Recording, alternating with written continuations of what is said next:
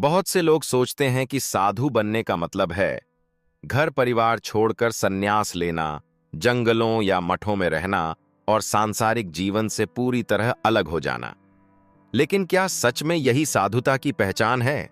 आज हम आपको एक ऐसी प्रेरणादायक कहानी सुनाने जा रहे हैं जो यह सिद्ध करती है कि असली साधु बनने के लिए घर छोड़ना जरूरी नहीं, बल्कि सही गुणों को अपनाना आवश्यक है। रामलाल की कहानी। रामलाल एक साधारण गृहस्थ व्यक्ति था। वह अपनी पत्नी और बच्चों के साथ एक छोटे से गांव में रहता था। वह खेती करता था और अपने परिवार का पालन पोषण करता था। लेकिन उसके जीवन में एक खासियत थी, उसका धैर्य, उसकी ईमानदारी और उसका परोपकारी स्वभाव।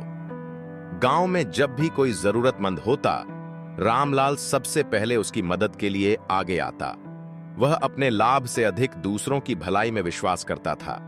किसी से ऊंची आवाज में बात नहीं करता, गुस्सा नहीं करता और हर परिस्थिति में शांत और धैर्यवान बना रहता।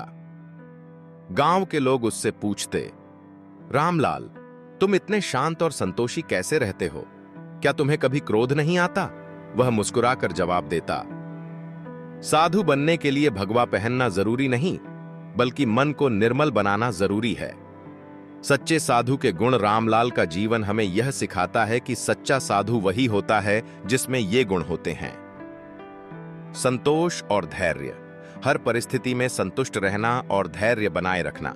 अहिंसा और प्रेम, किसी को भी हानि न पहुंचाना और सभी के प्रति प्रेम रखना। सत्य और ईमानदारी, हमेशा सत्य के मार्ग पर चलना और न्याय संगत रहना।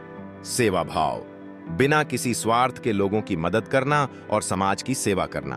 आध्यात्मिकता, भले ही सांसारिक जीवन व्यतीत करें, लेकिन अपने मन को परमात्मा से जोड़कर रखें। एक बार संत फ्रांसिस अपने शिष्य लियो के साथ कहीं जा रहे थे।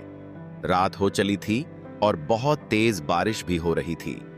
वह कच्ची सड़क पर चल रहे थे, इसलिए उनके कपड़े कीचड़ से लथपथ हो गए थे। दोनों कुछ देर तक चुप रहे। फिर अचानक संत फ्रांसिस ने पूछा, क्या तुम जानते हो कि सच्चे साधु कौन होते हैं? लियो चुपचाप सोचते रहे। उन्हें मौन देख फ्रांसिस ने ही फिर कहा, सच्चा साधु वह नहीं होता जो किसी रोगी को ठीक कर दे या पशु पक्षियों की भाषा समझ ले। सच्चा साधु वह भी नहीं होता जिसने घर परिवार से नाता तोड़ लिया हो या जिसने मानवता के लिए अपना जीवन समर्पित कर दिया हो। लियो को यह सब सुनकर बहुत आश्चर्य हुआ।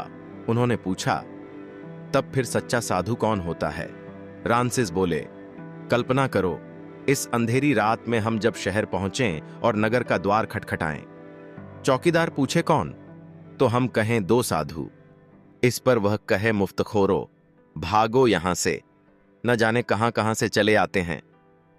लियो की हैरानी बढ़ती जा रही थी। फ्रांसिस ने फिर कहा, सोचो, ऐसा ही व्यवहार और जगहों पर भी हो।